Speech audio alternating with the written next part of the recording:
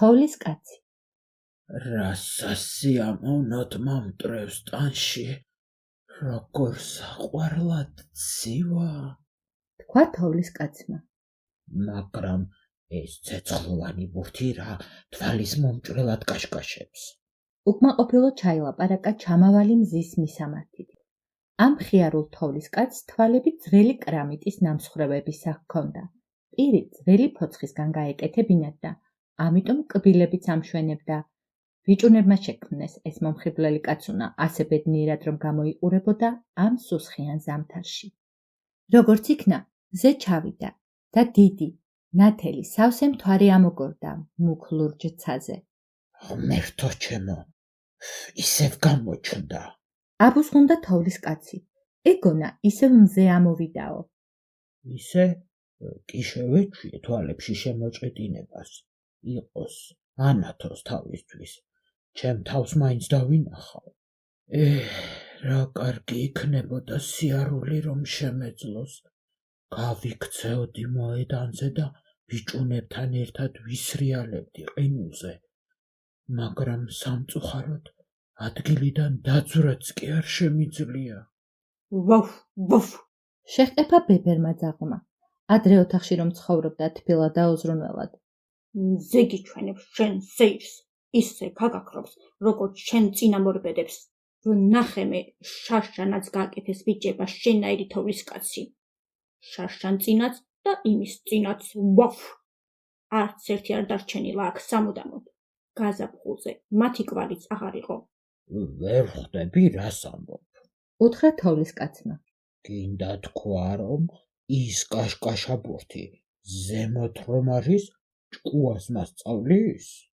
გაგებაში არა ხარ ვოფ. შეუყეფა ძაღლმა. ახლა ზემოთ მთვარეა. მეორე ბურთი ადრე რომ ნახე მზე იყო.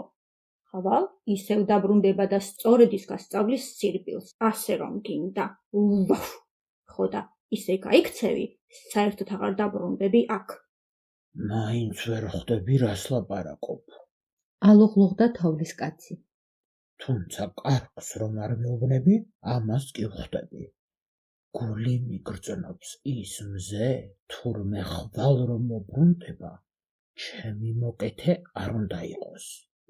ძაღლმა თანხმობის ნიშნად დაიყეფა და დასაძინებლად წავიდა. მეორე დილით დიდებული მზე ამოვიდა და თოვლითა და ყინულით დაფარული არემარე გაანათა. ხეები და ბალახი თეთრად ააელვარა. ყველაფერი ისე ბრწყინავდა გეგონებოდა თვალმარგალიტი მოუბნევიათო. რა დიდებული სანახაობაა?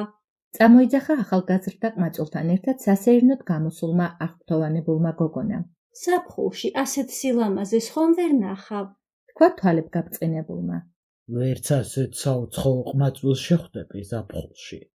კვერი დაუკრა ახალგაზრდა კაცმა და თოვლის კაცისკენ მიახედა. შეუდარებელია. თქვეს და სიძელკისკისით გაუყვნენ ხრაშუნა თოვლით დაფარულ გზას. ხომ არ იცი, ესენი ვინ არიან? კითხა თოვლის კაცმა ძაღლს. რა თქმა უნდა, ვიცი. უპასუხა ძაღლმა. გოგონა ხშირად მეფერებოდა ხოლმე და გემრიელი ძვლებით მანებივრებდა. და რას წარმოადგენენ? კითხა ისევ ცნობის მოყარე კაცუნამ. პატრონები არიან, თუმცა შენ რა იცი, გუშინდელი გაკეთებული ხარ.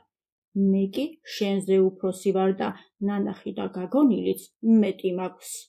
გეხვეწები, კიდევ მიამბე რამე. სთხოვა თოვლის კაცმა ძაღლს. კარგი, მოგიყვები. უთხრა მრავლის მცოდნე ძაღლმა. ერთ დროს პატარა საყვარელი ლეკვი ვიყავი. ოთახში ხავერთ გამოკრულ კალათში ვიწექი თბილად და მოხერხებულად. ჩემი დიასახლისი სულ მეფერებოდა, მკოცნიდა და მეთამაშებოდა. როცა წამოვიზარდე და ტანი ავიყარე, ქვედა სარტყულზე გადამიყვანეს. სხვათა შორის უკეთ ვიგრძენი თავი. აღარც აქეთ-იქით დამათრევდნენ, არც ბავშვები მაწვალებდნენ. მოკლედ, საკუთარი თავის ბატონ პატრონი თავად ვიყავი. ჩემი ბალიში მქონდა ჰუმელი ცენთო. როგორ მენატრება ის აგუზგუზებული ბუხარი.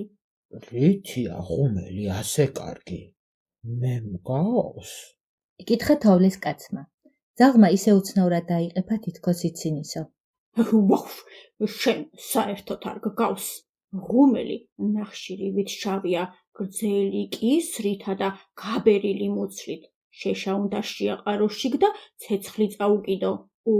რა სითბოდა ტრიალდება, მიყვარდა მის სიახლოვეს კოტრიალი და ნებივრობა.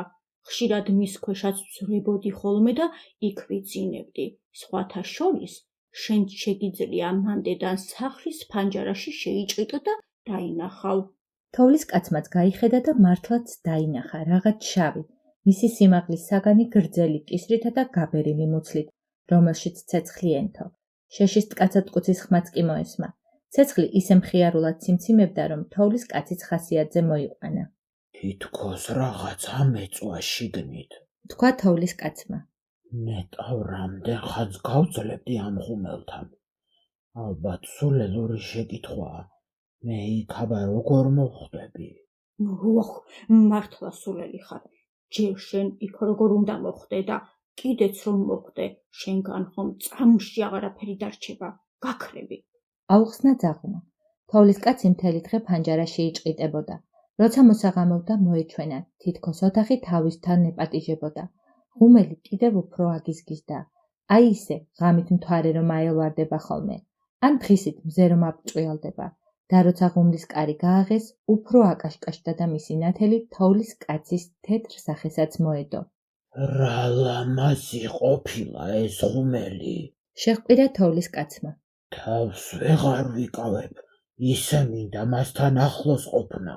ზამთრის გრძელი ღამე იყო, მაგრამ თოვლის კაცმა ვერც კი იგრძნო, როგორ დაათენდა თავს. იდგა და ფიქრებით აგიზგიზებულ ღუმელს დასტრიალებდა. დილით ოთახის ფანჯრები ყინვამ მოხატა. თან ისე ლამაზად უკეთეს თვალი ვერაფერს ნახავდა. მაგრამ თოვლის კაცს აღარაფერი ახარებდა. ფიქრებით ისევ იქ იყო ღუმელთან, მასთან ყოფნა უნდოდა. ზე ამოიწვერა და უფრო დააცხუნა ვიდრე წინა დღეებში. თოვლის კაცს საყვედურიც არ დასცდენია, თითქოს ვერ შეამჩნია. შვენიერ ღუმელზე ოცნებობდა. რა ახლოს იყო მასთან და თან რა შორს. უცნაურმა გრძნობა მოიცვა. მერე ნელ-ნელა ლღობა დაიწყო და მალე საერთოდ გაქრა. მის ადგილას მიწაზე მხოლოდ ცოცხლიღა დარჩა. ახლა კი მესმის, რატომ შეუყვარდა ღუმელი ასე თავ დავიწყებით? სინანულით ჩაილაპარაკა ძაღლმა. ყველაფერი ცოცხის ბრალია, ამ ცოცხით გვიდნენ ხოლმე ღუმელს. და როცა ცოცხი ეზოდან უკან ოთახში შეიტანეს, ვერავინ შეამჩნია, რომ თოვლის კაცი სადღაც გამქრალიყო.